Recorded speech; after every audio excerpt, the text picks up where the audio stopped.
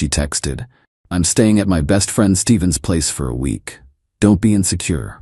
I responded, "Have fun." Then I changed my apartment's Wi-Fi password and shipped her mail to her parents. When she came back the next week expecting everything normal, I, 31 male, got the text on a Wednesday afternoon while at work. My girlfriend Natalie, 29, and I had been together for 2 years, living together for the past 10 months in my apartment. "Hey babe, Steven's going through a rough patch with his breakup. I'm gonna stay at his place for a week to help him out. Don't be insecure about it, you know he's just my best friend. I'll be back next Thursday. Love you." Steven, her best friend from college who coincidentally only texts her after 10 p.m. The guy who accidentally called her beautiful at her birthday party. The same dude who told me I was lucky to have her while staring at her chest. I stared at my phone for a good minute. She wasn't asking, she was telling me, and preemptively calling me insecure for any reasonable concern I might have. I typed back, "Have fun." She responded with heart emojis and "Thanks for understanding, babe. You're the best." Yeah, the best, all right. I left work early that day. Not angry exactly, more like clarity had suddenly hit me. This wasn't the first boundary she'd pushed. Last month, it was drinks with her ex just to catch up. Before that, a weekend trip with her male coworker to a work conference that turned out to be optional. Each time I expressed discomfort, I was controlling or insecure or toxic. Each time I eventually caved, apologized for my trust issues, and she'd reward me with affection for a few days before the next test. But staying at another man's apartment for a week, while telling me not to be insecure about it? That wasn't a boundary push. That was a boundary demolition. I got home and looked around my apartment. Her stuff was everywhere. Her skincare products colonizing my bathroom, her clothes taking up 80% of my closet, her decorative pillows that served no purpose, her meal prep containers filling my fridge. She'd moved in gradually. First it was a drawer, then half the closet. Then she was getting mail here. But she never got added to the lease, never contributed to rent because she was saving up. Her name wasn't on any utilities. I pulled out my laptop and got to work. First, change the Wi-Fi password. She worked from home 3 days a week. Good luck with that. Second, set up mail forwarding. All her mail would now go to her parents' house in the suburbs. Let them wonder why their daughter's getting her credit card bills again. Third, packed up her obvious belongings, clothes, makeup, her collection of succulents that were somehow always dying. Everything went into boxes, neatly labeled. I'm not a monster, just practical. Fourth, changed my streaming passwords. Netflix, Hulu, Disney+, HBO Max. She had them all, had been mooching for 2 years. Fifth, removed her as my emergency contact at work and the gym, put my brother instead. By Thursday morning, I'd transformed the apartment back to how it was before Hurricane Natalie hit. Clean, minimal, mine. She texted me updates throughout the week like everything was normal. "Steven says hi. Making him dinner tonight. The poor thing can barely feed himself, lol. Watching movies on his couch. Miss you." I responded to each with variations of cool and nice. She didn't notice the difference. Too busy playing house with Steven, I guess. Update 1 Thursday came. She texted that morning. "Coming home around 6. Can't wait to see you, baby. Steven's feeling much better," I replied. I was sitting on my couch without her throw pillows, eating Chinese takeout straight from the container when I heard her key in the lock. Or trying to be in the lock. The scratching went on for about 30 seconds. Ryan, the door won't open." I walked over, opened it halfway. She was standing there with her weekend bag, looking confused and a little annoyed. "Hey, your key doesn't work," she said, trying to push past me. I didn't move. "Yeah, I had the locks changed." She laughed nervously. "What? Why? Did something happen?" "You moved out, so I figured I should update security." Her face went through several expressions. Confusion, annoyance, then a forced smile. "Babe, I was just helping Steven for a week. I didn't move out." "You stayed at another man's apartment for a week. Sounds like moving out to me." She actually rolled her eyes. "Oh my God, are you seriously being this petty? Let me in, Ryan. I'm tired." "Your stuff's in boxes by the door. Your mail now goes to your parents' house. The Wi-Fi password's changed. I'd appreciate if you could collect everything now." The fake smile dropped. Are you breaking up with me? Over staying with a friend? I'm establishing boundaries. You made your choice to stay with Steven. I made mine to reclaim my space. That's when the rage started. You insecure little man. Steven is gay. I actually laughed. Steven's gay? The same Steven who dated Michelle for 3 years? Who hit on my coworker at the Christmas party? That gay Steven? She turned red. He's bi, but he's not interested in me. Cool story. Your boxes are getting heavy. Need help carrying them down? She tried pushing past me again. I stood firm. Natalie, you're not a resident here anymore. Please take your things. I've been living here for 10 months. You can't just kick me out. You voluntarily left to stay elsewhere for a week. You're not on the lease. This is my apartment. Would you like me to call building security to help with your boxes? She started crying, the tears that usually made me cave.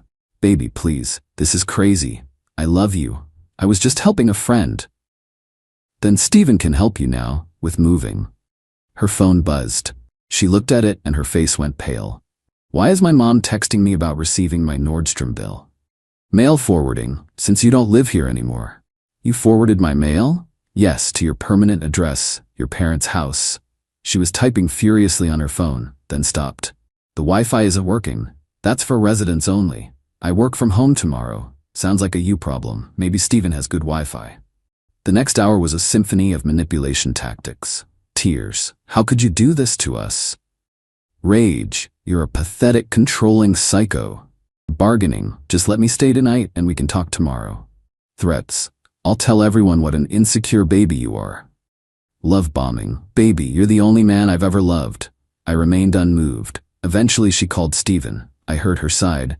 Can you come get me? No, now. Because Ryan's being psychotic. Just come get me. 20 minutes later, Steven pulled up in his Prius. He actually had the audacity to come to my door. Bro, this is really unnecessary. Nothing happened. I looked him dead in the eye. Bro, she's your problem now. Enjoy your house guest. Natalie was dragging boxes to his car, shooting me death glares. As they loaded the last one, she came back. You're gonna regret this. We were perfect together. We really weren't. You just had free rent and Wi-Fi. I was the best thing that ever happened to you. The best thing that happened to me was buying this apartment before we met. In my name only. She slapped me. Not hard, but enough to sting. Steven pulled her away. Come on, Nat, he's not worth it. As they drove off, I touched my cheek and smiled. She just upgraded this from a civil separation to assault. Camera in the hallway definitely caught that. Update 2 Friday morning, the bombardment began. 62 texts from Natalie overnight. They ranged from apologetic novels to one-word insults. My favorite was, "You'll die alone with your stupid minimalist apartment." I screenshotted everything and didn't respond. Then came the call to my workplace. My boss pulled me aside. Ryan, your ex-girlfriend called, said there's a domestic situation and you've made her homeless? I showed him the texts, including the one where she said she was staying with Steven by choice, and the slap video from my hallway camera. He winced. Yeah, we're blocking her number. You might want to consider a restraining order.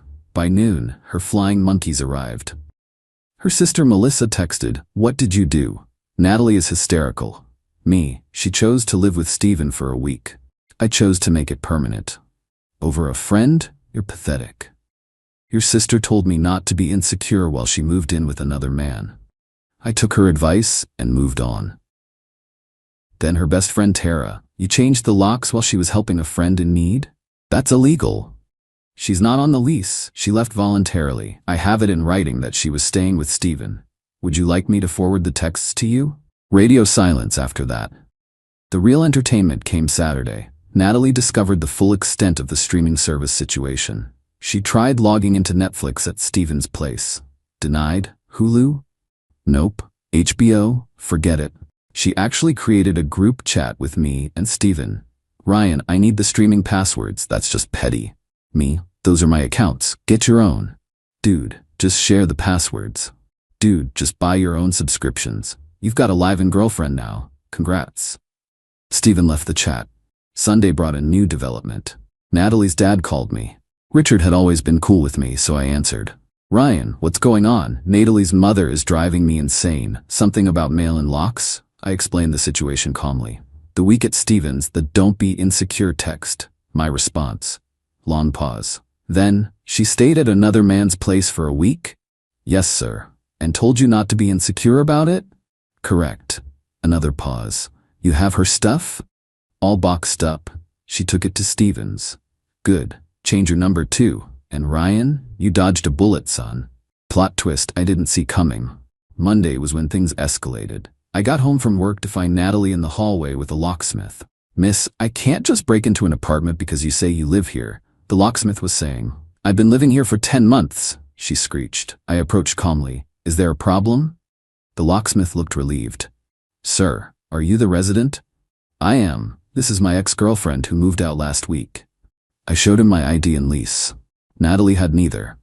Ma'am, I can't help you, he said and left quickly.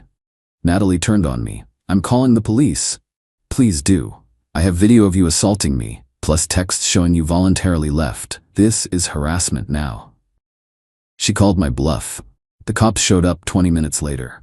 Update 3. The officers listened to both sides. Natalie claimed illegal eviction. I showed them the lease, my name only, her texts about staying with Steven, the video of her slapping me, the fact she'd already removed all her belongings.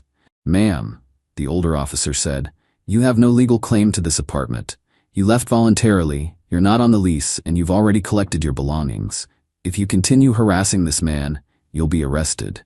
For what? You assaulted him on camera. He could press charges right now. She looked at me with panic. I shrugged. I just want to be left alone. The officers made her leave. One pulled me aside. Get a restraining order. This type doesn't give up easy. He was right. Tuesday she tried a new approach. Posted on social media about being suddenly homeless after 2 years with a narcissist. Tagged mutual friends. Posted pictures of us from happier times with captions about not knowing who someone really is. The comments were initially sympathetic until my buddy Jake commented, "Didn't you move in with Steven last week?" Natalie, to help him. For a whole week, while in a relationship? The tide turned quickly. People started questioning her story. She deleted the post within hours. Wednesday brought the funniest development. Steven texted me. "Steven, bro, you need to take her back." Me, "No thanks. She's driving me crazy. She doesn't work, doesn't clean, just complains about you all day." Sounds like a you problem. This isn't funny. She's expecting me to pay for everything. She ordered $200 of sushi last night. Better upgrade that Hulu account. She likes to binge watch. Seriously? You wanted her. You got her. Enjoy. Thursday, exactly 1 week after she'd returned, the extinction burst happened. I was at work when security called me. Natalie was in the lobby of my building, telling anyone who'd listen that I was an abuser who'd stolen her home. I came down with my phone recording. "Natalie, you need to leave. This is my home. You moved out. You live with Steven now. That was temporary. So is this. Security, please escort her out." As they removed her, she screamed, "You'll pay for this. I'll ruin you." That was enough. I went straight to the courthouse and filed for a restraining order. Included all the evidence, texts, videos, witness statements. Granted temporarily, hearing set for next month. Update 4. The restraining order being served sent Natalie nuclear. She couldn't contact me directly, so she went after everything else. First, she tried to get me fired, called my HR department claiming I was dangerous and unstable. They asked for evidence. She had none. Meanwhile, I had a paper trail of her harassment. HR ended up sending her a cease and desist letter. Next, she went after my reputation. Created fake dating profiles with my photos and offensive bios. My brother found them and reported them all. We tracked the IP address, all created from Steven's apartment. More evidence for the permanent restraining order. Then came the financial warfare. She tried to access my credit cards. She'd memorized numbers from online shopping. Caught immediately thanks to two-factor authentication.